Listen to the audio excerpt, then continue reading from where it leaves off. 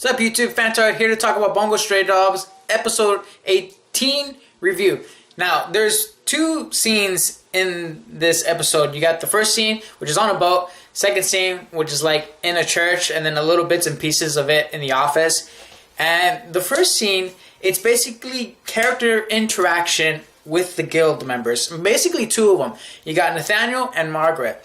And this scene is pretty interesting with just the bits of dialogue that they do with their own opponents. So you have someone sneaking onto the cruise ship, right? Because apparently the guild members, they're bringing on some cargo onto their ship. They're doing some kind of mission, something illegal, whatever. They capture this one guy who looks shady, right? And he's got like these lemon grenades. And this guy plays the part of damsel in distress, that he acts like he's just some noob who was just ordered to just like bomb this place, and he gets captured, right? And he's like begging for his life. And you have this guy Nathaniel, right? And he uses his power, Scarlet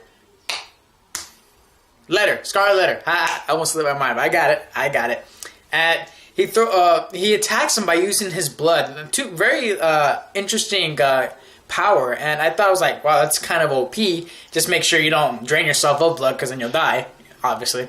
And he attacks him, and it looks a lot like Mironosuke's power, and then he throws a grenade at him, and it explodes. But apparently this noob is actually a lot more stronger. He talks to him and tells him, oh, you underestimated me, yada, yada, yada. But what's interesting about this conversation is that Nathaniel is a man of God, so to say. He destroys of all sinners. He passes down judgment, so to say. He even carries around the Bible, which is destroyed by Margaret. Fucking bitch. God, that was mean. But anyway, and he's like a man of God, and he praises it to this bomber, and then he tries to kill him. And then this guy, he tells him an interesting line. He says, you may believe in God, but science is the only way you can understand the universe that God has created. So he doesn't like automatically like throw God off like a pedestal and say, oh, I don't believe in God, I'm like, all is science. He actually says science is what helps us understand the universe that God created. So I thought that's actually kind of interesting. You got interesting dialogue between the two. He tells him, oh, science is what I used to question, and you didn't question my ability in these lemon bombs. I'm impervious to all of these bombs. So what's interesting is that, is he impervious to bombs, or is he impervious to combustion, so to say? Is his power a combustion type, quirk? Like My Hero Academia. I keep getting mixed up, like gifts, quirk, whatever. But it's interesting because he uses the bombs and he blows them up, but the helicopters, they bring up a whole bunch of cargo, which is supposedly theirs, right? And then there's a bomb on the cargo and it explodes, and you have all the lemon bombs falling onto the freaking ship, which was supposed to be their own cargo. Now, what I'm wondering is that Ogai, the leader of the Port Mafia, was the one that threatened them with the letter and told them exactly what was going to happen, basically warning them by giving them a heads up. Hey, I'm going to do this, I'm going to do that, you're in trouble. And Nathaniel responds by, oh, we got to speed this up, get the cargo off in 30 minutes, use the helicopter. And what's interesting is that the Port Mafia leader is fucking smart, because was he planning on them trying to rush putting the cargo onto the ship and using the helicopter? Because there was already a bomb implanted there. And on top of that, the cargo was filled with bombs, lemon bombs. Was it already hijacked? Did someone already place the cargo with their own bombs? And I'm pretty sure he was anticipating that they were going to try to use the helicopter and try to speed up the process of unloading the cargo. I'm like, damn, that is fucking clever. This war is going to be involved with like chess placing, freaking strategic type fighting, because it also shows him playing chess, and he uses his pieces, right? And it's just good symbolism with this leader, dude. Like, I'm loving the Port Mafia leader. He's showing how smart he is again. And obviously the guild will probably going to have to respond some way in the next episode. What's also really cool about this scene is that you see how deep the characters are for the guild. Because you have Nathaniel and Margaret, and they're not hollow characters. They switch back and forth between personalities. Nathaniel acts so serious, but he can get angry sometimes. He can get peeved a little. And Margaret's a little funny. They had the animation faces for her where she gets a little upset easily. But what's interesting to me is that Margaret has a goal in mind.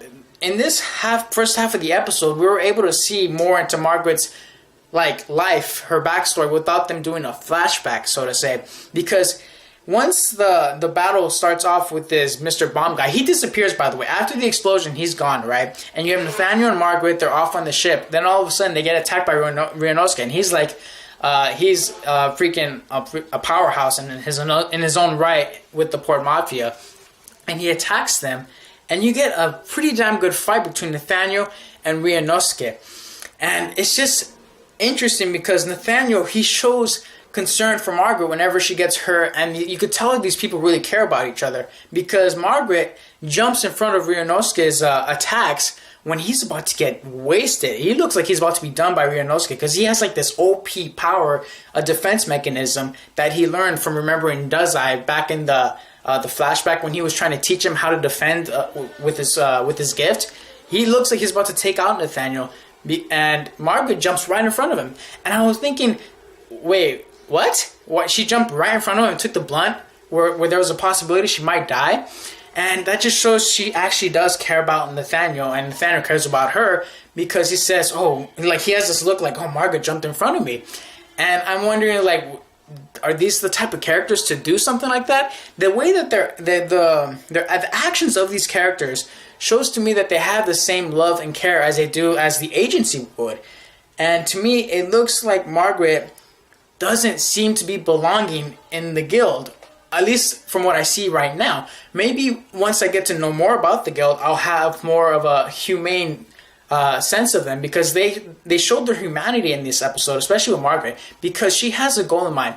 She wants to make up for her family's loss of honor, and she just says that, and that's about it. And I'm like, what does that mean? And I'm thinking, I wonder if that has anything to do with Mimic in the past, when a bunch of their soldiers were freaking excommunicated and thrown out, and they basically sealed their fate by going to war with many other people. I'm just wondering if there's any times with Mimic. That'd be really cool. I doubt it, though. Maybe it's a slight chance, but I'm really interested in Margaret's character because she showed humanity here, and I'm liking these two characters. Nathaniel, they're not hollow. Really loving the guild right now, especially with those two. But then, that's the first half, man. I'm freaking going along with this review. The second half, this shows more chess piece fighting amongst the leaders, because the Port Mafia, he's sending a guy over there who's like another OP fighter who controls gravity, and he basically tells them, listen, we set up a trap for the guild and they bit, and the guild is biting because they're intrigued on what the benefits could be, even though they know it's a trap. And basically the Port Mafia gave the guild the address of the office members to the agency.